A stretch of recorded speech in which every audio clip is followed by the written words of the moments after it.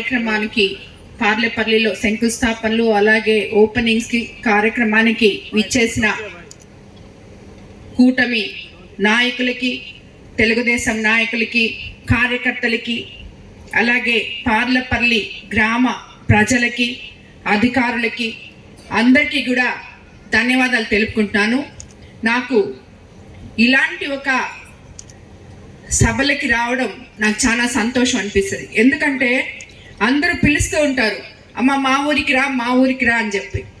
కానీ ఏ పని చేయకుండా మీ ఊర్లోకి వచ్చి, ఎలక్షన్ ముందు మీ దగ్గరకు వచ్చి మీకేం కావాలి అని అడిగి, ఎలక్షన్ తర్వాత కూడా మళ్ళీ వచ్చి అవి చేయకుండా మళ్ళీ మీకు ముఖం చూపించే రాజకీయ నాయకురాల్ని నేను కాదు. నేను ప్రజలకి సేవ చేయడానికి రాజకీయాల్లోకి వచ్చిన దాన్ని కాబట్టి ఆ గ్రామ ప్రజలకి ఏదో ఒకటి వాళ్ళు నన్ను ఎలక్షన్ ముందు అడిగిన పనులు కనీసం ఒకటో రెండో అన్న చేసి గాంధీ ఆ గ్రామానికి వస్తే బాగుంటుంది అనే ఉద్దేశంతో నేను ఎప్పుడు వస్తానని చెప్తుంటాను. ఈరోజు నాకు ఎలక్షన్ ముందు మీరు మిక్స్డ్ కాలనీకి నీళ్లు లేవు, మాకు వాటర్ ట్యాంక్ కావాలని అడిగినది నాకు ఈ రోజుకి గుర్తుంది. ఈరోజు ఈ వాటర్ ట్యాంక్ 10 సంవత్సరాల తర్వాత మనం ఈరోజు ఈ వాటర్ ట్యాంక్ 60,000 లీటర్ల కెపాసిటీ కలిగిన ఈ వాటర్ ట్యాంక్ని జల్ జీవన్ మిషన్ ద్వారా ఓపెన్ చేసుకోవడం నిజంగా మీ అందరికీ నీళ్ళు వస్తాయి అని అదొక తృప్తిగా ఉంది, సంతోషంగా ఉంది. అలాగే ఇక్కడ ఎన్నో సీసీ రోడ్లు కూడా చేయడం జరిగింది పార్లపల్లిలో. ఇందాకే బాలా చెప్పినట్టు శ్మశానం, ఈ శ్మశానాన్ని కూడా నన్ను 2-3 సార్లు అడిగారు. లాస్ట్కి అయిపోయింది అని చెప్పి ఇప్పుడే ఆయన చెప్పడం జరిగింది. సో ఇటువంటి పనులు చేసి మీ ముందుకు రావడం అనేది నిజంగా నాకు చాలా సంతోషించదగిన విషయం. మనం అధికారంలోకి వచ్చి 2 సంవత్సరాలు పూర్తవుతుంది. అధికారంలోకి రాకముందు మీకు అందరికీ తెలుసు గ్రామాల పరిస్థితి ఏంటో, ఈ కోవూరు కాన్స్టిట్యున్సీ నియోజకవర్గ పరిస్థితి ఏంటో మీకు అందరికీ తెలుసు. ఎక్కడ కూడా అభివృద్ధి అనేది నోచుకోలేదు, ఎక్కడ కూడా ఒక్క తట్ట మట్టేసిన పాపాన్ని పోలేదు.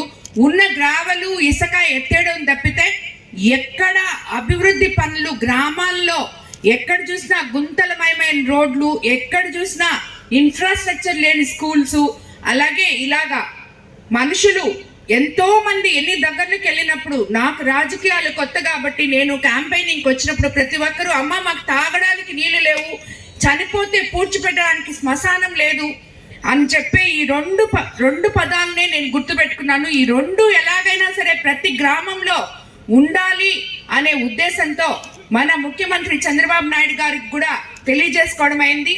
ఆయన ఏ రకంగా అయితే మీకు అందరికీ మాట ఇచ్చారో, నేను ముఖ్యమంత్రిని అయిన తర్వాత సంక్షేమము అభివృద్ధి సమంగా చేస్తానని చెప్పి ఎలాగైతే మీకు అందరికీ మాట ఇచ్చారో ఈరోజు మనం అన్నీ కూడా పొందగలుగుతున్నాం. మీకు అందరికీ తెలుసు సూపర్ 6 పథకాలు ఏవైతే చంద్రబాబు నాయుడు గారు చెప్పారో, అధికారంలోకి రాకముందు 1వ తేదీకంతా 4,000 పెన్షన్ ఇస్తానన్నారు. 1వ తేదీ ఆదివారం అయితే శనివారమే పెన్షన్ ఇస్తున్నారు. ఉచితంగా 3 సిలిండర్లు ఇస్తా అన్నారు, అలాగే ఇచ్చారు. ఎంతమంది పిల్లలుంటే అంతమందికి తల్లికి వందనం ఇస్తామన్నారు, అది అలాగే ఇచ్చారు. అన్నిటికన్నా ముఖ్యంగా ఎంతో మంది అన్నదాతలు రైతులు ఉన్న మన కోవూరు కాన్స్టిట్యున్సీలో ల్యాండ్ యాక్ట్ రద్దు చేస్తామన్నారు, అన్నదాత సుఖీభవ ఇస్తా అన్నారు, ఇచ్చారు. మళ్ళీ 3వసారి కూడా రేపు అన్నదాతలకి అందరికీ కూడా అండగా నిలుస్తూ ఆర్థిక పరిస్థితి అస్తవ్యస్తంగా ఉన్నా కూడా ఈ 3వసారి రేపు అన్నదాత సుఖీభవ అందరికీ రైతుల అకౌంట్లలో మళ్ళీ డబ్బులు పడిపోతున్నాయి.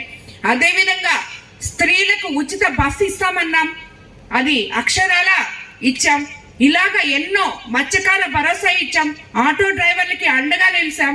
1-2 కాదు, కరెంటు బిల్లులు తగ్గించాం, ఇప్పటికి ఒక్కరో కూడా పెరగలేదు. అలాగే ఆక్వా రైతులకి అండగా నిలిచాం.